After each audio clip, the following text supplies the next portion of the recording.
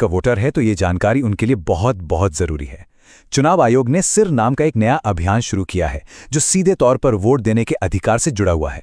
चलिए इसे जरा समझते हैं। देखिए, ये अभियान 2 फेज में होगा। पहला फेज 4 नवंबर 2025 से शुरू होगा, जिसमें बूथ लेवल ऑफिसर्स यानी बीएलओज घर घर आकर वोटर्स की जानकारी को वेरीफाई करेंगे। अब इस पूरी प्रक्रिया का जो आधार है वो बहुत सरल है। 2025 की जो वोटर लिस्ट है उसकी तुलना सीधे सीधे साल 2002 की लिस्ट से की जाएगी और इसी तुलना के आधार पर हर वोटर को ए से लेकर एफ तक 6 अलग अलग कैटेगरीज में बांटा जाएगा। मतलब 2002 की वो लिस्ट ही एक तरह से सब कुछ तय करने वाली है। तो सवाल ये उठता है कि किसी को कौन सी कैटेगरी मिलेगी। इसके लिए ना 2 मुख्य चीजें देखी जाएंगी। पहली, वोटर की उम्र, और दूसरी, 2002 की वोटर लिस्ट में उनके परिवार का नाम है या नहीं। ठीक है, तो सबसे पहले ग्रुप को देखते हैं। ये वो लोग हैं जिनकी उम्र 38 साल या उससे ज्यादा है, यानी जिनका जन्म 1 जुलाई 1987 को या उससे पहले हुआ है। अगर उनका नाम 2002 की लिस्ट में मिल जाता है तो उन्हें रखा जाएगा कैटेगरी ए में, और अगर नाम नहीं मिलता तो उन्हें डाल दिया जाएगा कैटेगरी बी में। एकदम सीधा सा हिसाब है।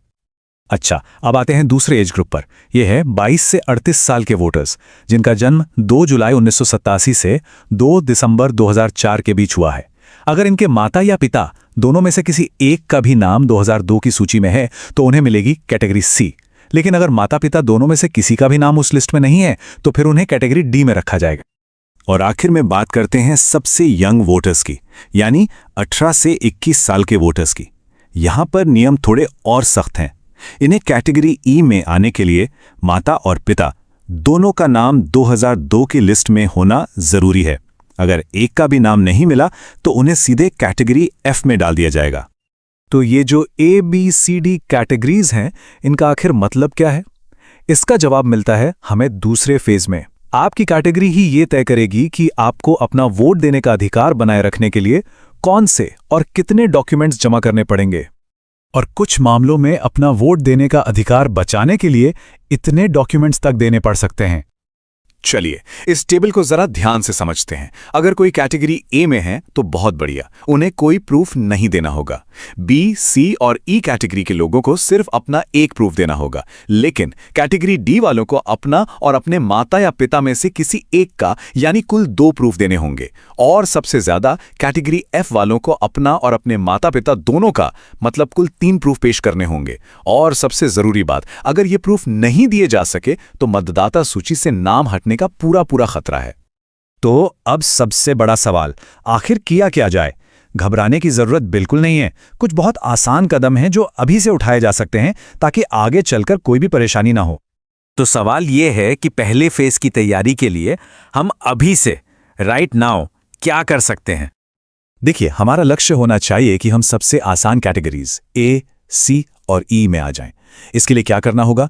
जिनकी उम्र 41 साल से ज्यादा है वो 2002 की लिस्ट से अपना नाम, भाग संख्या और क्रम संख्या ढूंढकर अपने बीएलओ को दे दें। जो 21 से 38 साल के हैं वो अपने माता या पिता में से किसी एक की 2002 की लिस्ट की जानकारी अपने बीएलओ को दे दें। और जो 18 से 21 साल की युवा वोटर हैं वो अपने माता और पिता दोनों की 2002 की जानकारी निकालकर अपने बीएलओ को दे दें। एक बात याद रखिए, अभी से ये थोड़ी सी मेहनत करने का फायदा बहुत बड़ा है। जब पहले फेज में बीएलओ वेरिफिकेशन के लिए आएंगे ना, तो उनके लिए आपको ए, सी या ई जैसी आसान कैटेगरी में डालना बहुत सिंपल हो जाएगा और आप भविष्य की बड़ी मुश्किलों से बच जाएंगे। आखिर में ये सारी मेहनत सिर्फ किसी दस्तावेज के लिए नहीं है।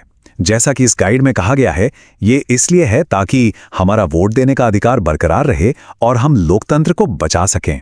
तो जागरूक रहिए, अपनी जानकारी तैयार रखिए और इस जरूरी संदेश को दूसरों तक भी जरूर पहुंचाइए।